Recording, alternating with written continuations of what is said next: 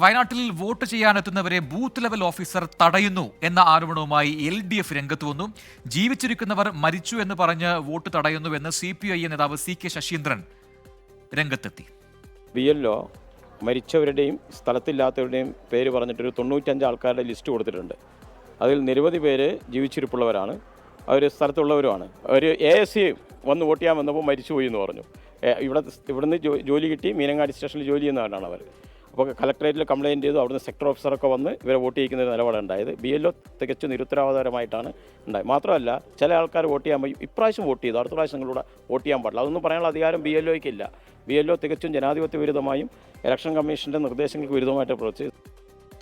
ദീപക് ധർമ്മടം ചെയ്യുന്നുണ്ട് കൽപ്പറ്റയിൽ നിന്നും അതിന്റെ കൂടുതൽ വിവരങ്ങളുമായി. ദീപക്, സാധാരണഗതിയിൽ വോട്ട് ചെയ്യാൻ സമ്മതിക്കുന്നില്ല എന്നൊക്കെയുള്ള ആരോപണങ്ങൾ ഈ രാഷ്ട്രീയ പാർട്ടികൾക്കെതിരെയാണ് നടത്താറുള്ളത്. ഇപ്പോൾ BLO ഇടപെടുന്നു, ഇതിൽ നിന്നൊരു പ്രതികരണമാണ് ഇപ്പോൾ CPI നേതാക്കൾ നടത്തുന്നത്. എന്താണ് അവിടെ സംഭവിച്ചത്? നമുക്ക് മനസ്സിലാക്കാൻ കഴിയുന്ന കാര്യങ്ങൾ എന്ത്? ഞങ്ങളിങ്ങനെ ബൂത്തിലൂടെ യാത്ര ചെയ്യുന്ന സമയത്താണ് ഈ പ്രശ്നം ശ്രദ്ധയിൽപ്പെടുന്നത്. ഞങ്ങൾ വിവിധ ബൂത്തുകളിലൂടെ യാത്ര ചെയ്യുമ്പോൾ 97-ാം ബൂത്ത്, അതായത് കൽപ്പറ്റ മുനിസിപ്പാലിറ്റിയിലെ 97-ാം ബൂത്തിലാണ് സംഭവം. അവിടെ വന്നിരിക്കുന്ന ഒരു സ്ത്രീ ID കാർഡുമായി വന്നു. പക്ഷേ നിങ്ങൾ മരിച്ചു, നിങ്ങൾ ജീവിച്ചിരിക്കുന്നില്ല എന്ന് പറഞ്ഞുകൊണ്ട് അവരുടെ വോട്ട് തടസ്സപ്പെടുത്തി. ഇങ്ങനെ നിരവധി പേരുടെ വോട്ട് തടസ്സപ്പെടുത്തി. ഒടുവിൽ CK ശശീന്ദ്രൻ, മുൻ MLA, അവിടെ എത്തുന്നു. അദ്ദേഹം കലക്ടറെ വിളിച്ചു. കലക്ടറേറ്റിൽ നിന്നും തെരഞ്ഞെടുപ്പിൻ്റെ മുതിർന്ന ഉദ്യോഗസ്ഥർ, തെരഞ്ഞെടുപ്പ് ഭരണാധികാര ചുമതലയുള്ളവർ വരുന്നു.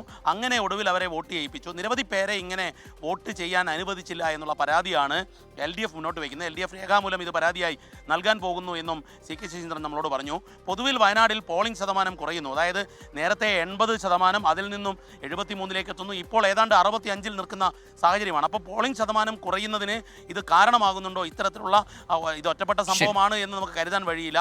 കാരണം പല സ്ഥലങ്ങളിലും ഇത്തരത്തിലുള്ള ഇടപെടലുണ്ട് എന്നുള്ളതാണ് CPIM-ന്റെ ആരോപണം. പ്രജിൻ, ശരി, ദീപക് ധർമ്മടമാണ് വാർത്തയുടെ കൂടുതൽ വിവരങ്ങൾ പങ്കുവച്ചത്.